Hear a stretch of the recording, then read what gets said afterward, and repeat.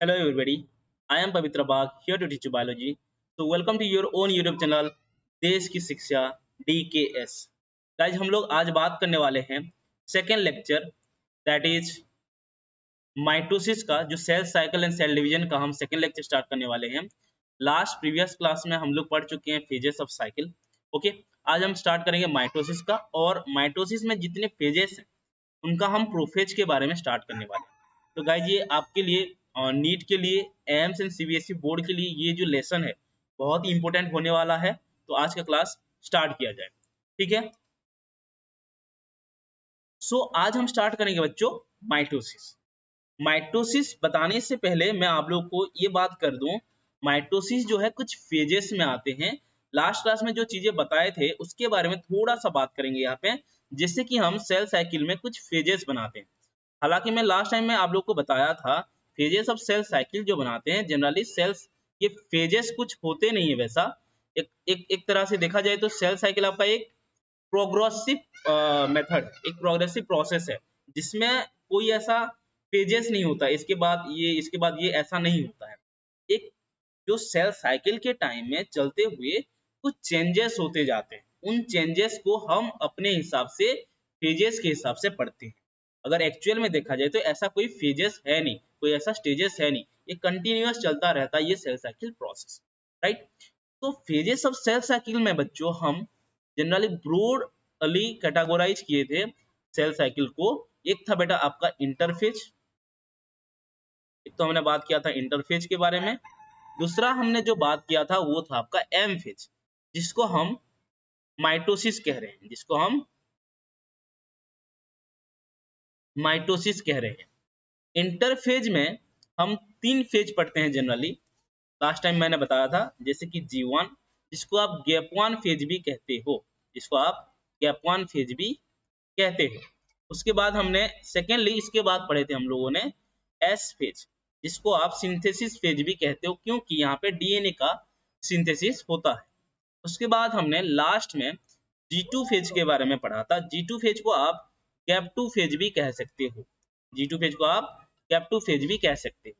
क्यों ऐसा कहते हैं? G1 जो है gap between M phase and S phase के बीच में होता है और G2 का जो गैप होता है S phase and M phase के बीच में होता है, राइट। ओके, अब देखो हमने बात किया था एम फेज के बारे में। एम फेज में जनरली हमने फिर से डिवाइड किया था एम फेज को दो ब्रॉड कैटेगरी में।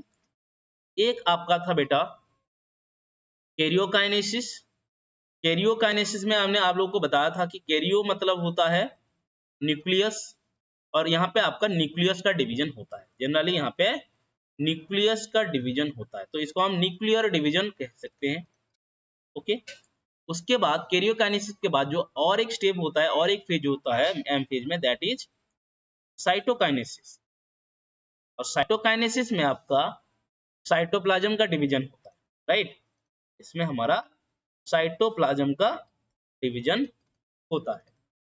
ओके, यहाँ पे जो हम न्यूक्लियर का डिवीजन बोल रहे हैं, मान लो एक हमारा सेल है बच्चों, ठीक है, ये हमारा सेल है और सेल के अंदर न्यूक्लियस होता है, राइट। ये हमारा न्यूक्लियस है। तो ये न्यूक्लियस कैसे डिवीजन होता है इसी के बारे में पढ़ेंगे इसमें। न्यूक्लियस जब आपका एक न्यूक्लियस से दो न्यूक्लियस बनता है उसको कहते हैं हम न्यूक्लियर डिवीजन। जैसे कि यहाँ पे देख सकते हो इस सेल में आपका एक न्यूक्लियस से दो न्यूक्लियस बन गया है। यहाँ पे हमारा दो न्यूक्लियस बना है, टू न्यूक्लियस, राइट। और इसी न्यूक्लियस डिवीजन होने के बाद हमारा सेल का साइटोप्लाज्म भी डिवाइड हो जाता है इस तरीके से। इस तरीके से दो सेल में दो न्यूक्लियस चले जाते हैं और यहाँ से एक सेल बन जाता है और यहाँ से एक सेल बन जाता है, मतलब दो सेल डिवीजन, दो सेल बन जाते हैं, दो नया सेल बन जाते हैं एक सिंगल सेल से। इसी प्रोसेस को हम कहते हैं बेटा साइटोकाइनेसिस। इस प्रोसेस को कहते हैं हम साइटोकाइनेसिस, राइट। यहाँ पे जो हमारा एक न्यूक्लियस से दो न्यूक्लियस हुआ है इसको हम कहेंगे कैरियोकाइनेसिस, राइट। और हमारा एक सेल से दो सेल जो बना है due to cytoplasm division, that is called cytokinesis. इतना बात आई होप क्लियर होगा आप सभी को। उसके बाद जो कैरियोकाइनेसिस हम लोग अभी पढ़ने वाले हैं, मैं बता दूं कैरियोकाइनेसिस आपका 4 फेज से बना होता है। जैसे कि पहला फेज का बात अगर मैं करूं प्रोफेज, फिर होता है बेटा आपका मेटाफेज,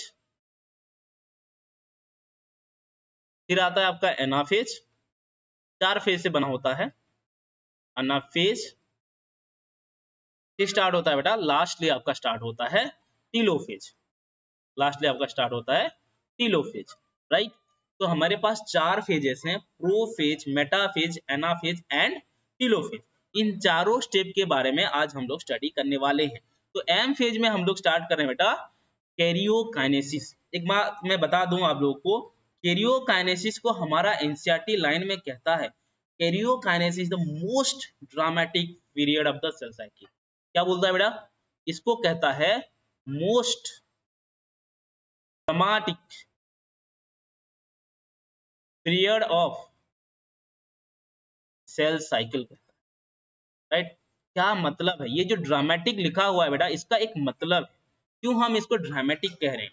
अब देखो, ड्रामा जब होता है, कोई चीज का आप ड्रामा करते हो, वहां पे क्या होता है बेटा, कुछ कुछ चेंजेस लाते हो, बदलाव लाते हो, अपने कैरेक्टर में बदलाव लाते हो, डायलॉग डिलीवरी में बदलाव लाते हो, बहुत सारी चीजों में आप ड्रामा करते हुए सारे चीजों का चेंजेस करते हो। ठीक उसी तरह हमारे कैरियोकाइनेसिस में आपका एक तो न्यूक्लियस का चेंज होता है, यहाँ पे जो न्यूक्लियस है, न्यूक्लियस का चेंज होता है, उसके साथ साथ आपका साइटोप्लाज्म में भी चेंजेस आते हैं।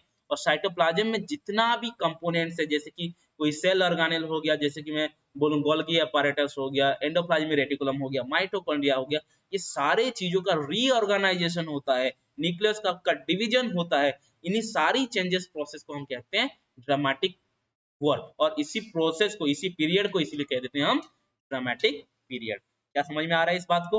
ओके। तो न्यूक्लियस एंड साइटोप्लाज्म जो है बेटा, इसमें चेंजेस आते हैं, ये चेंजेस आते हैं, इसीलिए हम इसको कहते हैं dramatic period of the cell cycle. याद रखेंगे इस बात को। ओके, वन मोर थिंग, चलो मैं एक एग्जांपल लेता हूं। मान लो एक ह्यूमन सेल लेता हूं, ठीक है। मान लो हम एक ह्यूमन सेल को लेते हैं, ह्यूमन सेल, मान लो हम एक डिप्लॉयड सेल को लेते हैं। आप लोग को समझ में आता होगा डिप्लॉयड सेल का मतलब, ठीक है। डिप्लॉयड सेल है, ह्यूमन डिप्लॉयड सेल में बेटा आपका 46 क्रोमोजोम होते हैं। कितना क्रोमोजोम होते हैं? 46 क्रोमोजोम होते हैं। और वो क्रोमोजोम कहाँ पे प्रेजेंट होते हैं? Inside the nucleus. ये आपका न्यूक्लियस है, न्यूक्लियस के अंदर आपका 46 क्रोमोजोम होते हैं। क्रोमोजोम इस तरह से पड़े होते हैं, ठीक है, और ये होमोलोगस पेयर में होते हैं। ओके, अब देखो ये न्यूक्लियस डिवाइड होके, जब ये सेल आपका 2 सेल में डिवाइड होता है, 2 नया डॉटर सेल बनते हैं, ये आपका 2 new daughter cell, 2 new daughter cell, right. देखो क्या बोल रहे हैं, 2 नया डॉटर सेल है यहाँ पे बेटा। तो जब देखा जाता है, जो नया डॉटर सेल आते हैं, उसमें भी 46 क्रोमोजोम ही आते हैं। कितना क्रोमोजोम आते हैं? 46 क्रोमोजोम आते हैं। तो ये सेल डिवीजन प्रोसेस में, ये जब आपका एक सेल, एक पेरेंट सेल जब 46 क्रोमोजोम कंटेन किया था, सेल डिवीजन होने के बाद जो नया 2 डॉटर सेल बने हैं, इसमें भी 46 नंबर ऑफ क्रोमोजोम आते हैं। इसका मतलब क्या हम समझ रहे हैं, पेरेंट सेल में, ये सेल में, पेरेंट सेल में जितना क्रोमोजोम था, exactly same number of chromosome present हो रहा है बेटा डॉटर सेल में। तो यहाँ पे जितना पहले था उतना फिर से आया, मतलब equal amount of chromosome is distributed to the 2 new daughter cell. समझ में आ रहा है? पेरेंट में 46 था, हमारे जो 2 नया डॉटर सेल आया, उसमें एक में 46, दूसरे में भी 46, तो इक्वल अमाउंट में डिस्ट्रीब्यूशन हो रहा है। इसी कारण के वजह से हम कैरियोकाइनेसिस को, माइटोसिस को इक्वेशनल डिवीजन कहते हैं। इसी कारण से हम इसको क्या कहते हैं? इक्वेशनल डिवीजन कहते हैं। ये बात इंपॉर्टेंट है बेटा, क्वेश्चन आता है माइटोसिस को हम इक्वेशनल डिवीजन कहते हैं या मेयोसिस को इक्वेशनल डिवीजन कहते हैं, तो आपका आंसर होना चाहिए बेटा माइटोसिस को हम इक्वेशनल डिवीजन कहते हैं, राइट। तो यहाँ पे लिख देते हैं, इक्वेशनल डिवीजन का मतलब लिख देते हैं, दिस इज इक्वेशनल डिवीजन। तो अगर डेफिनेशन में लिखूं, कुछ इस तरह से लिखने की कोशिश करेंगे। देखो, chromosome number is same in both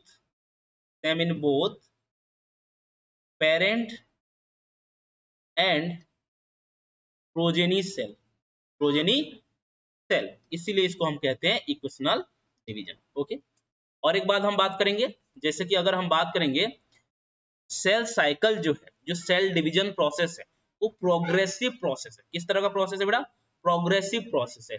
मतलब उनके बीच में कोई ऐसा क्लियर मतलब क्लियर लाइन नहीं है कि प्रोफेज के बाद मेटाफेज होगा, मेटाफेज के बाद एनाफेज होगा। ऐसा कोई मतलब प्रॉपर लाइन नहीं है कि इतना टाइम के बाद आपका मेटाफेज होगा, मेटाफेज के बाद इतना एनाफेज होगा। ऐसा कोई क्लियर कट लाइन नहीं काट ड्रॉ कर सकते आप एक सेल साइकिल प्रोसेस में। तो हम इसको बस हमारे हिसाब से फेजेस बनाए हैं। तो एक बात लिख देते हैं, cell division is a progressive process. It is a progressive process, continue चलता रहता है और उन्हीं के बीच में जो चेंजेस आते हैं उनको हम क्या बना देते हैं, एक फेजेस बना देते हैं। ठीक है, ओके। अब देखो हम स्टार्ट करेंगे बेटा हमारा कैरियोकाइनेसिस प्रोसेस। कैरियोकाइनेसिस प्रोसेस का जो पहला फेज है प्रोफेज, उसके बारे में हम लोग बात करेंगे। प्रोफेज को बताने से पहले मैं आप लोगों को और एक कुछ इंपॉर्टेंट चीजें बताऊंगा। जैसे कि मान लो देखो, हमें DNA and chromosome and chromatin के बारे में अच्छे से नॉलेज होना चाहिए। ठीक है, तो मैं आप लोगों को बता दूं, लास्ट टाइम बताया था डीएनए हमारा जो होते हैं, मान लो ये आपका डीएनए है। डीएनए जो होते हैं नॉर्मल सेल से उसका जो लेंथ है बहुत ही ज्यादा होता है, बहुत ही ज्यादा होता है। और उसी डीएनए को, उसी आपका थ्रेड मॉलिक्यूल को, डीएनए कंपोनेंट को सेल के अंदर रखना है तो उसको ऐसे कॉइल करना पड़ेगा, पैकिंग करना पड़ेगा। ठीक है, पैकेजिंग बोलते हैं उसको, डीएनए का पैकेजिंग कहते हैं उसको। तो इस डीएनए को हम क्या करते हैं, ऐसे कॉइल करते हैं, ऐसे कॉइल करते हैं, राइट, ऐसे ऐसे कॉइल करते हैं। जब डीएनए को ऐसे कॉइल करते हैं, इस कॉइलिंग प्रोसेस में एक प्रोटीन मदद करता है यहाँ पर। ठीक है, एक प्रोटीन है जिसको हम कहते हैं हिस्टोन प्रोटीन कहते हैं। इसको हम क्या कहते हैं, हिस्टोन प्रोटीन। जो येलो येलो कलर में बना रहा हूं मैं, इसको कहेंगे हम हिस्टोन प्रोटीन। देखो जो नाम वगैरह बता रहा हूँ ये बहुत ही इंपॉर्टेंट है बेटा। तो ये हमारा हो गया हिस्टोन प्रोटीन। सो हमने क्या किया, डीएनए को ऐसे कॉइल किया, क्या किया, कॉइल किया। ठीक है, कॉइल करने के बाद किसके मदद से कर रहे हैं कॉइलिंग, इसको हम हिस्टोन प्रोटीन के मदद से कर रहे हैं। जब हिस्टोन प्रोटीन के मदद से हम इसको कॉइल कर रहे हैं, वहां पे एक कॉइलिंग जो बन रहा है उस स्ट्रक्चर को हम नाम एक देते हैं जिसको बोलते हैं हम क्रोमाटिन। क्या कहते हैं इसको, क्रोमाटिन, राइट, क्रोमाटिन हो गया। फिर ये क्रोमाटिन और कॉइल होता है बेटा, और कॉइल, और घुमा दो, और घुमा दो, और जब घुमा देते हो बहुत ही छोटे शॉर्ट हो जाता है ऐसे। ये इतना बड़ा लेंथ का जो डीएनए है शॉर्टन हो जाता है और यहाँ पे इतना कॉइलिंग हो जाता है कि एक पर्टिकुलर शेप ले लेता है, इस तरह का एक शेप ले लेता है। समझ में आ रहा है? इसको अगर अच्छे से ड्रॉ करेंगे कुछ इस तरह सा शेप ले लेता है, इस तरह का एक शेप ले लेता है। इसको हम कहते हैं क्रोमोजोम। ये हमारा normal chromosome, this is chromosome. ठीक है, नॉर्मल क्रोमोजोम।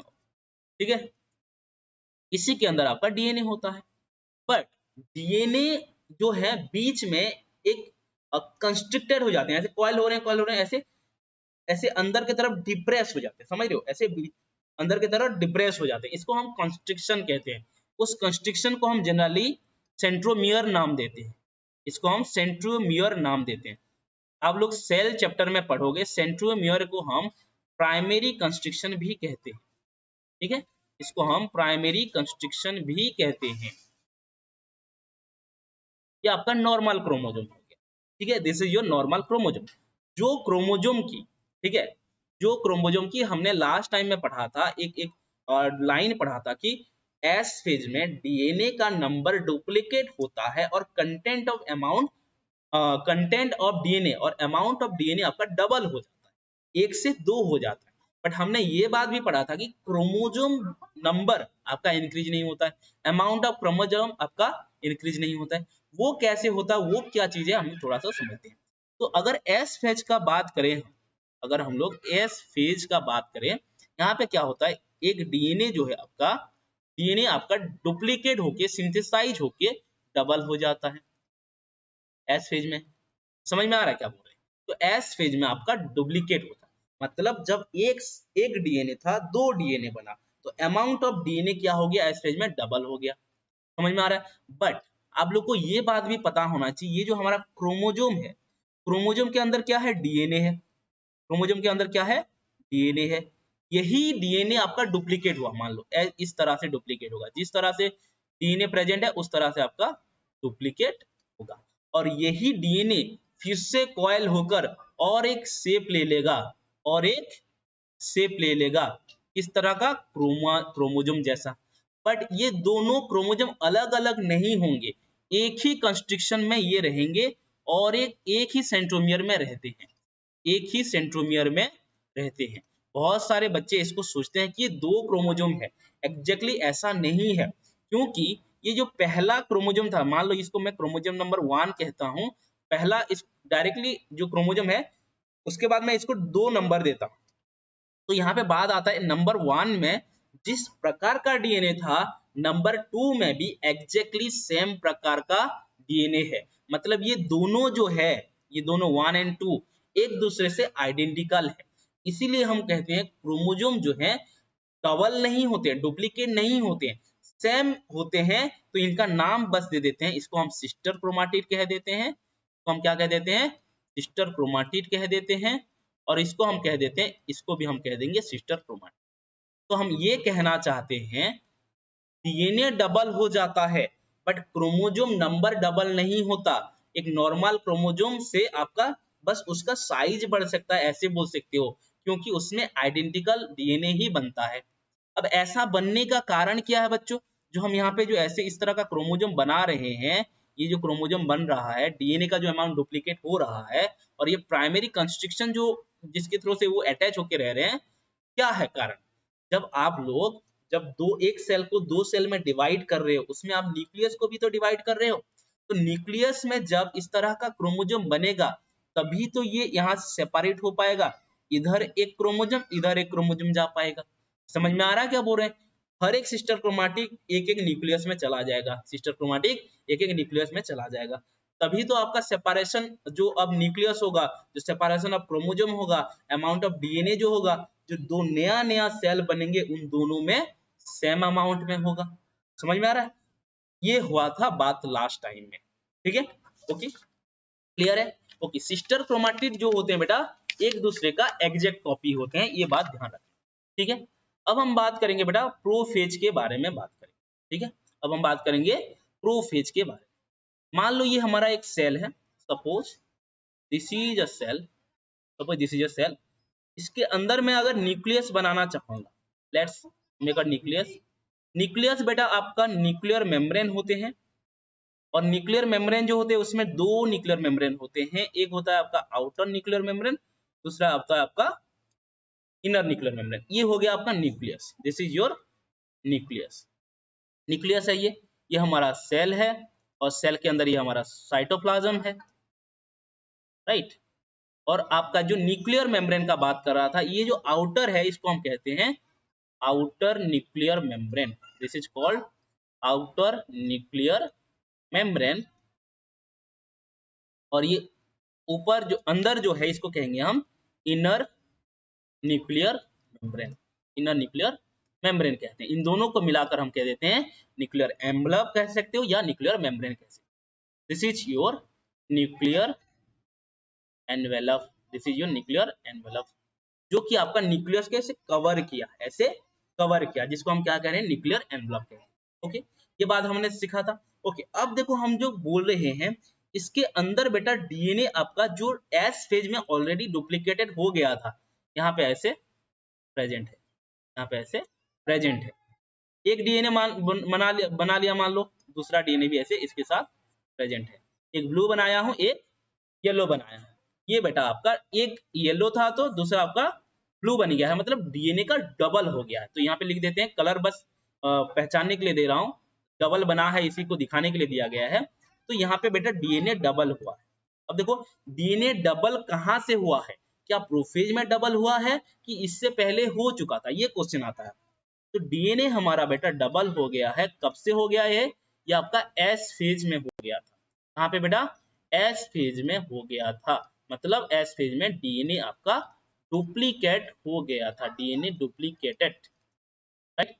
एस फेज किसका केस में होता है? इंटरफेज में होता है। इतना बातें समझ में आ रहा है? ओके, अब देखो और कुछ चीजें हम समझते हैं। साइटोप्लाज्म में कुछ इस तरह का स्ट्रक्चर आपको देखने को मिलेगा।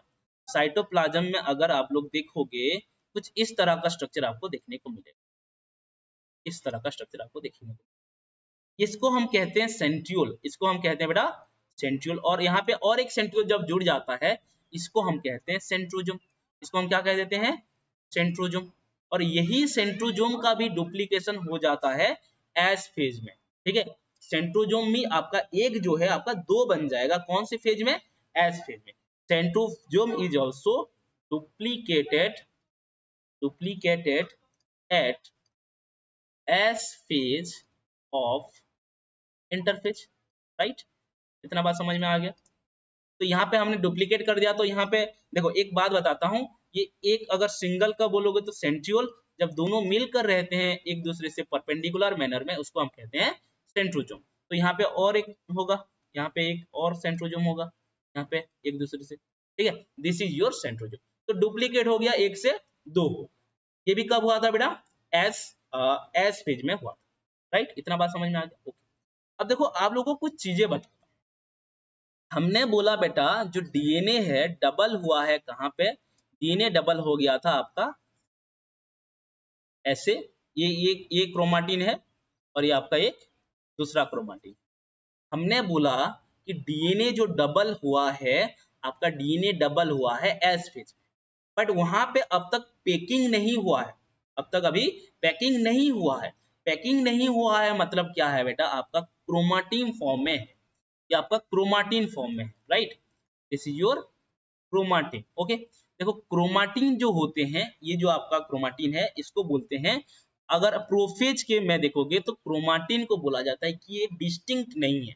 बोला जाता है, एक लाइन लिखा हुआ है एनसीईआरटी में, इन प्रोफेज क्रोमाटिन्स और chromosome materials are not distinct, chromatin is not distinct, ऐसे लिखा गया है।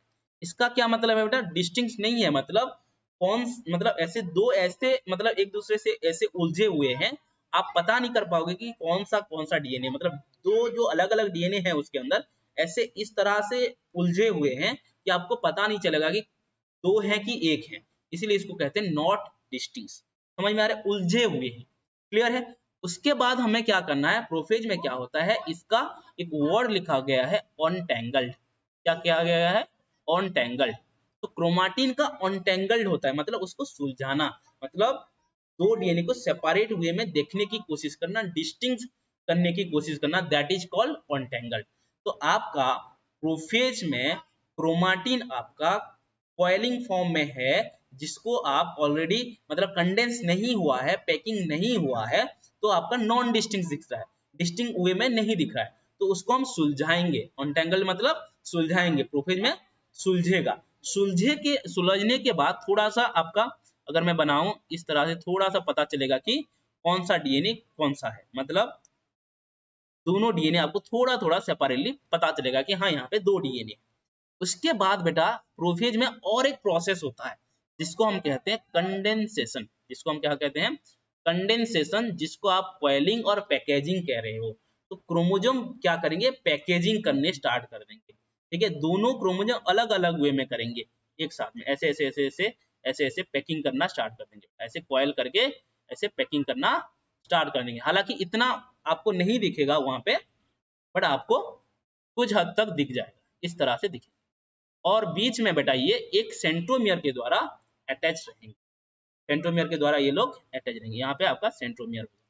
तो ये हो गया आपका सेंट्रोमियर, और ये हो गया आपका दोनों two sister chromatid, two yellow में एक है और एक आपका है ग्रीन में, टू सिस्टर क्रोमाटिड। और ये कहाँ पे हो रहा है, एस फेज में।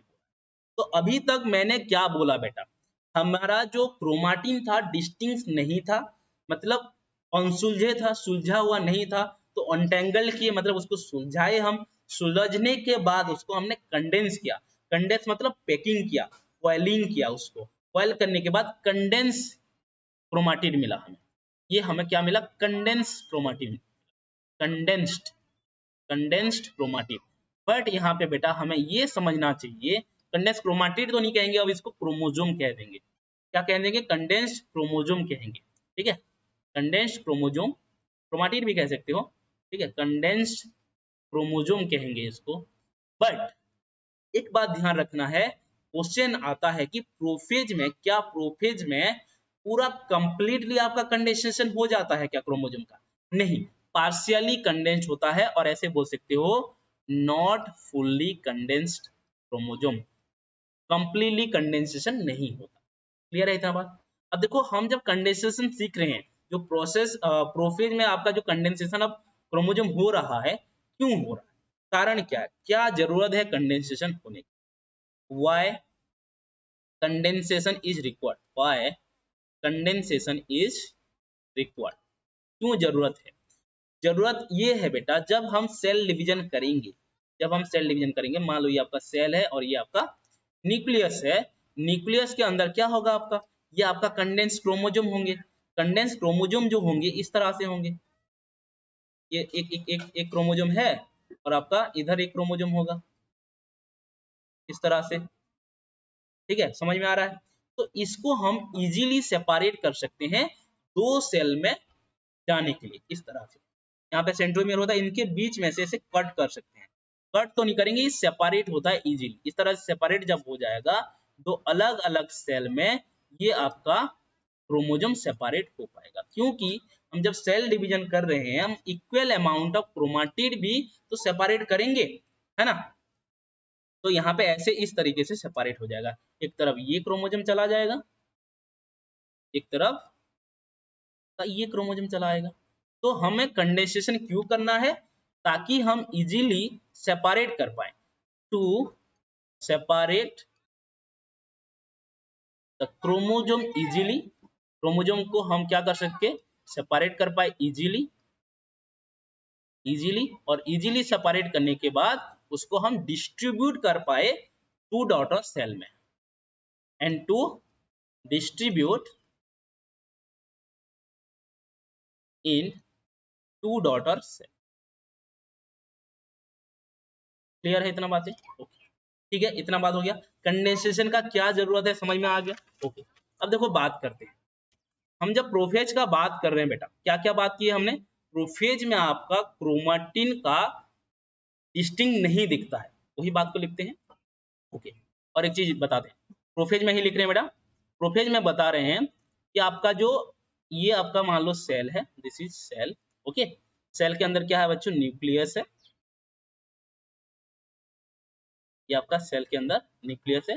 हमने क्या बोला, पहला बात बोला, इसके अंदर जो क्रोमाटिन है नॉट डिस्टिंक्ट, ठीक है, ऐसे डिस्टिंक्ट नहीं है, क्रोमाटिन इज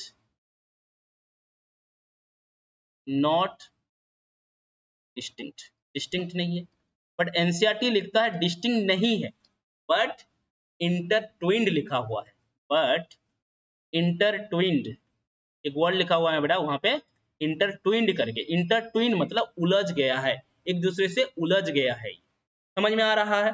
उसके बाद जब ये इंटरट्विन्ड है, इसको क्या करेंगे हम, अनटेंगल्ड करेंगे, तो क्रोमाटिन, क्रोमाटिन क्या होगा बेटा, क्रोमाटिन अनटेंगल्ड, कब अनटेंगल्ड होगा, जब इसका कंडेंसेशन होगा, जब इसका कंडेंसेशन होगा, chromatin untangled during condensation process, condensation मतलब पैकिंग और क्वेलिंग प्रोसेस में, कंडेंसेशन प्रोसेस। क्लियर है इतना बातें, ये समझ में आ गया? ओके, कंडेंसेशन होगा तभी हम इसको क्या कर सकते हैं बेटा, अच्छे से सेपरेट कर सकते हैं। बट जब ये कंडेंसेशन हो रहा है, तो क्या यहाँ पे क्रोमोसोम अपीयर होगा, क्या यहाँ पे क्रोमोसोम विजिबल होगा? देखो, बहुत सारे क्वेश्चन में लिखा होता है कि क्रोमोसोम कहाँ पे अपीयर होता है, कहाँ पे विजिबल होता है, तो मोस्ट ऑफ द स्टूडेंट क्या करते हैं, मेटाफेज देते हैं, मेटाफेज देते हैं, बट आंसर आपका प्रोफेज होना चाहिए, मेटाफेज में भी दिखता है बट प्रोफेज में भी दिखता है, बट डिफरेंस क्या है सुनो, आपका प्रोफेज में जो दिख रहा है वो फुल्ली कंडेंस्ड नहीं है, मेटाफेज में जो दिखता है आपका फुल्ली कंडेंस हो चुका होता है, अच्छा एक क्लियर फॉर्म ऑफ क्रोमोसोम वहां पे आपको दिख जाएगा। समझ में आ रहा है क्या बोल रहे हैं? तो थर्ड पॉइंट अगर मैं लिखना चाहूँ प्रोफेज में, तो क्रोमोसोम आपका एपियर्स होते हैं, यहाँ क्रोमोसोम आपका एपियर्स और यू कैन से विजिबल, जैसे कि मैं बताऊं आपको, मान लो ये आपका अनटेंगल्ड मतलब अनटेंगल नहीं, इंटरट्विन्ड क्रोमोसोम है, क्रोमाटिन है मान लो, ये आप क्रोमाटिन क्या करता है बेटा, कंडेंसेशन होना स्टार्ट करता है, इस तरह से कंडेंसेशन करना स्टार्ट कर देता है। कंडेंसेशन जब करना स्टार्ट करता है तो यहाँ पे आपका क्रोमाटिन कुछ इस तरह से दिखता है, क्रोमाटिन कुछ इस तरह से वो दिखता है, ठीक है। तो ये कंडेंस्ड है बट ये not fully condensed chromosome, clear, not fully condensed chromosome. ये कहाँ पे हो रहा है बेटा, प्रोफेज में। कहाँ पे हो रहा है ये, प्रोफेज में हो रहा है। यहाँ से लेकर क्रोमाटिन, यहाँ से लेकर यहाँ पे कौन सी फेज में हो रहा है, ये प्रोफेज में हो रहा है। बट यही क्रोमोसोम का और भी अच्छे तरीके से कंडेंसेशन होता है और अच्छे तरीके से और भी विजिबल होता है, और वो कहाँ पे होता है, जनरली आपका मेटाफेज में होता है। ऐसे पूरा एग्जैक्टली आपको अच्छा सा एक क्रोमोसोम दिखेगा, उसमें आपको सेंट्रोमियर दिखेगा अच्छे से। ये जो क्रोमोसोम बनता है, ये क्रोमोसोम आपको दिखेगा कहाँ पे, जनरली आपको दिख जाएगा मेटाफेज में। तो क्वेश्चन आता है कि कहाँ पे मेटाफेज में फुल्ली कंडेंस्ड क्रोमोसोम होता है क्या, तो आपका आंसर होना चाहिए यस, मेटाफेज में बेटा क्या होता है, फुल्ली कंडेंस्ड क्रोमोसोम दिखता है। फुल्ली कंडेंस्ड क्रोमोसोम आपको समझ में आ रहा है। तो प्रोफेज में जब आप कंडेंसेशन हो रहा है, किस तरह से क्रोमोसोम वगैरह दिखता है वो मैं दिखाता हूँ, ठीक है।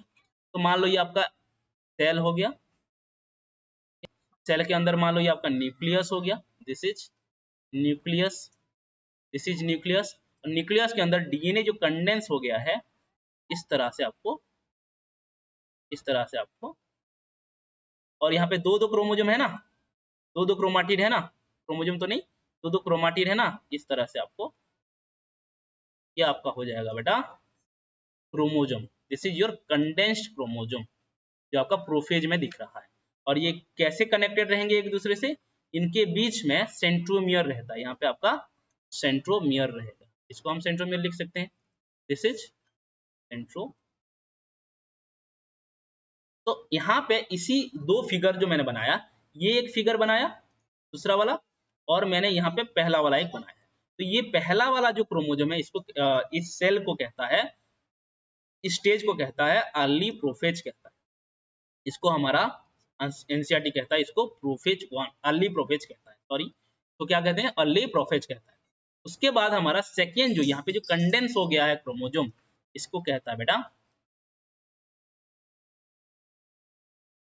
लेट प्रोफेज, इसको कहता है लेट प्रोफेज, क्लियर, ओके। चलो इतना बात समझ में आ गया, हमारा कंडेंस हो गया है क्रोमोसोम अब तक, ठीक है, अब तक हमारा क्रोमोसोम कंडेंस हो गया है बट फुल्ली कंडेंस्ड नहीं हुआ है। अब देखो क्या क्या चीजें बात होगा, ठीक है। अब देखो हमारे पास ये मान लो वही सेल है, जिस सेल में हमारा अभी क्या हो चुका है, आपका क्रोमोसोम जो है कंडेंस्ड हो चुका है, क्रोमोसोम का क्या हो चुका है, कंडेंस्ड हो चुका है, ठीक है। बना देते हैं अच्छे से, आपका कंडेंस्ड क्रोमोसोम है, ठीक है। ये जो कंडेंस्ड क्रोमोसोम है, ये तो आपका न्यूक्लियस में हो रहा है, ये आपका न्यूक्लियस के अंदर चल रहा है, ये आपका न्यूक्लियस है, राइट।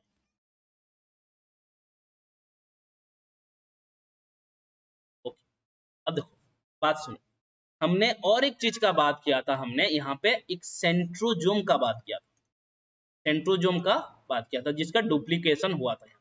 तो अभी ये जो सेंट्रोजोम है, सेल के डिफरेंट डिफरेंट अपोजिट पोल में मूव करने की कोशिश करेंगे। मतलब सेल का अगर पोल बोले, मान लो ये एक सेल है, तो ऊपर की तरफ एक पोल रहेगा, नीचे की तरफ एक पोल रहेगा, तो ऊपर की तरफ एक मूव करेगा और नीचे की तरफ एक मूव करेगा, इस तरीके से यहाँ पे मूव करेगा ये, और इस तरफ ये सेंट्रियोल मूव करेगा। जब सेंट्रियोल मूव कर जाएगा तो कैसा दिखेगा, देखो वही सेल बना लेते हैं फिर से दोबारा। देखो ये हमारा सेल हो गया, सेल का यहाँ पे न्यूक्लियस हो गया, न्यूक्लियस के अंदर आपका कंडेंस्ड क्रोमोसोम हो गए, कंडेंस्ड क्रोमोसोम होने के बाद आपका जो सेंट्रियोल है ऑपोजिट पोल में मूव करेंगे। ये आपका एक पोल है बेटा, ये आपका पोल है, ठीक है। इस पोल रीजन में पहुंच जाएंगे कौन, सेंट्रोजोम, देखो पहुंच जाएंगे, अभी बना देते हैं। यहाँ पे आपका एक सेंट्रोजोम पहुंच गया, इधर यहाँ पे एक सेंट्रोजोम पहुंच गया, क्लियर। इसी तरह से आपका सेंट्रोजोम पहुंच जाते हैं। तो मैं इसको लिख देता हूँ, ये आपका सेंट्रोजोम करके। तो यहाँ पे हमने नेक्स्ट और एक जो प्रॉपर्टी पढ़ा, क्या प्रोफेज में क्या हो रहा है, सेंट्रियोल जो मूव होते हैं, सेंट्रियोल कह सकते हो या सेंट्रोजोम कह सकते हो, centriole moves to opposite pole of the cell, opposite pole of the cell। ठीक है, ये बात समझ में आ गया। ओके, अब देखो बेटा यहाँ पे हम सेंट्रियोल के बारे में चीजें जानते हैं। देखो सेंट्रियोल जो होता है बेटा आपका सिर्फ और सिर्फ एनिमल में मिलता है। ऐसे अगर एक ही ऐसा थ्रेड लाइक स्ट्रक्चर होगा तो इसको हम कहेंगे सेंट्रियोल। इसको क्या कहेंगे हम? सेंट्रियोल कहेंगे। यही सेंट्रियोल आपका डुप्लीकेट होता है इस तरीके से, ठीक है, और एक दूसरे से ये ऑपोजिट डायरेक्शन में, सॉरी 90 डिग्री में प्रेजेंट रहता है, परपेंडिकुलर रहता है। तो इसमें ये जो जब दो सेंट्रियोल एक साथ 90 डिग्री में रहते हैं इसको हम कहते हैं सेंट्रोजोम, तो कह देते हैं हम सेंट्रोजोम, राइट। फिर सेंट्रोजोम के चारों तरफ कुछ चीजें बनता है, कुछ माइक्रोट्यूबुल फाइबर होता है, फीवर नहीं माइक्रोट्यूबुल फाइबर होता है, ठीक है, चारों तरफ ऐसे माइक्रोट्यूबुल फाइबर होता है, ठीक है, माइक्रोट्यूबुल प्रोटीन से बना हुआ ये माइक्रोट्यूबुल फाइबर होता है, माइक्रोट्यूबुल फाइबर होता है। तो जब आपका माइक्रोट्यूबुल फाइबर को मिला दोगे और सेंट्रोजोम के साथ मिला दोगे तो ये स्ट्रक्चर को हम कह देंगे बेटा एस्टर। स्ट्रक्चर को क्या कह देंगे हम? एस्टर, ठीक है, इसको क्या क्या कह देंगे हम? एस्टर। तो यहाँ पे ऐसे बन जाएगा ये, देखो यहाँ पे ये हो गया आपका माइक्रोट्यूबुल फाइबर, ठीक है, ये माइक्रोट्यूबुल फाइबर को हम क्या कह दे रहे हैं? सेंट्रोजोम के साथ मिलाकर माइक्रोट्यूबुल फाइबर, इसको मिलाकर हम कह दे रहे हैं इसको एस्टर। तो एक सेल में बेटा क्वेश्चन आता है एक एनिमल सेल में कितना एस्टर होते हैं, एक एनिमल सेल में कितना एस्टर होते हैं? तो आपका आंसर होना चाहिए 2 एस्टर होते हैं। कितने एस्टर होते हैं? 2 एस्टर होते हैं in animal cell only, in animal cell only. Okay, clear है? इतना बातें समझ में आ रहा है? ओके, अब देखो बेटा ये जो एस्टर है, एस्टर से आपका स्पिंडल फाइबर रिलीज होगा। एस्टर से क्या होगा? आपका स्पिंडल फाइबर रिलीज होगा। देखो मैंने आप लोगों को लास्ट टाइम बताया था एक ट्यूबुलिन प्रोटीन बनता है, उसी ट्यूबुलिन प्रोटीन से आपका माइक्रोट्यूबुल प्रोटीन, जो आपका माइक्रोट्यूबुल फाइबर जो बोले actually that is made up of tubulin protein. चलो उस सेल को थोड़ा सा एक बार बनाते हैं। मान लो ये आपका सेल है बेटा, suppose this is the cell, okay, cell के अंदर ये आपका न्यूक्लियस है, सेल के अंदर क्या है? न्यूक्लियस है, न्यूक्लियस के चारों तरफ ऐसे आपका एंडोप्लाज्मिक रेटिकुलम होता है, देखे होंगे, दिस इज एंडोप्लाज्मिक रेटिकुलम, ठीक है, ईआर लिख देते हैं। यहाँ पे आपका गोल्गी बॉडी वगैरह होते हैं, देखे होंगे। न्यूक्लियस के अंदर आपका एक कंडेंस स्ट्रक्चर होता है जिसको आप कहते हो न्यूक्लियोलस कहते हो, डेंस स्ट्रक्चर होता है जिसको आप क्या कहते हो? Nucleolus dense structure. Okay, dense मतलब यहाँ पे घना एक स्ट्रक्चर होता है जिसको आप न्यूक्लियोलस कहते हो। यहाँ पे डांस मत समझ लेना, ऐसे डांस मत कर लेना, ठीक है। ओके, उसके बाद और क्या पढ़े थे हमने कि न्यूक्लियस के अंदर आपका कंडेंस क्रोमोजोम होंगे, इस तरह से कंडेंस क्रोमोजोम पड़े होंगे, राइट। समझ में आ रहा है क्या बोल रहे हैं?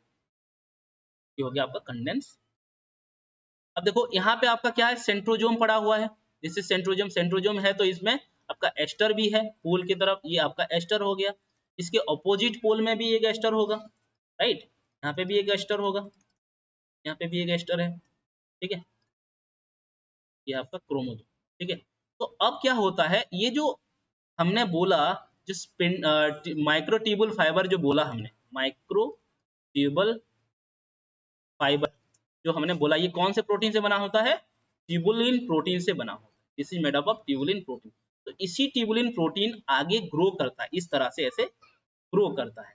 जब ये आगे आता है ये फाइबर, इसको हम कहते हैं स्पिंडल फाइबर कहते हैं, this is called spindle fibre.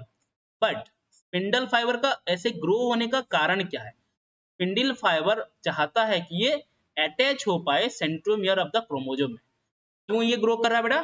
To attach to the centromere of, attached to the centromere of chromosome. समझ में आ रहा है? अब देखो ये सेंट्रोमियर में क्यों अटैच होना चाहता है? देखो मान लो ये क्रोमोजोम है, यहाँ पे मान लो एक ये सेंट्रोमियर है, यहाँ से एक ऐसे माइक्रोट्यूबुल आएगा, देखो ऊपर से एक माइक्रोट्यूबुल आ रहा है, स्पिंडल फाइबर आ रहा है, नीचे से भी ऐसे स्पिंडल फाइबर आएंगे, नीचे से भी ऐसे स्पिंडल फाइबर आएंगे। तो ये दोनों तरफ से ऐसे स्पिंडल फाइबर आएंगे, इधर एक इधर एक, और इनको ऐसे खींचेंगे, ऐसे खींचेंगे तो इधर एक सिस्टर क्रोमाटिड चला जाएगा, इधर एक सिस्टर क्रोमाटिड चला जाएगा। समझ में आ रहा है? ओके। तो इसीलिए स्पिंडल फाइबर आपका ग्रो कर रहे हैं toward the chromosome. But grow तो कर रहे हैं, तो यहाँ पे ग्रो करने के टाइम में देखो यहाँ पे बीच में एंडोप्लाज्मिक रेटिकुलम आ जा रहा है, गोल्गी बॉडी आ जा रहा है, यहाँ पे न्यूक्लियोलस आ जा रहा है, यहाँ पे आपका न्यूक्लियर मेम्ब्रेन भी तो आ जा रहा है।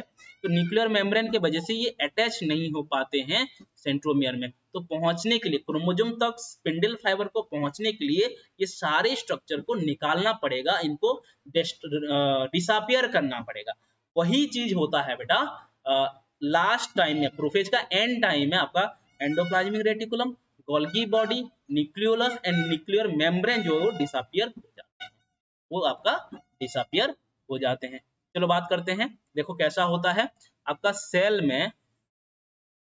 ये सेल हो गया आपका, न्यूक्लियोलस डिसअपियर हो जाएगा, न्यूक्लियोलस आपका एंडोप्लाज्मिक रेटिकुलम, आपका गोल्गी एपारेटस, गोल्गी बॉडी, ये सब क्या हो जाएंगे बेटा प्रोफेज में डिसअपियर हो जाएंगे। ये सब क्या हो जाएंगे डिसअपियर हो जाएंगे।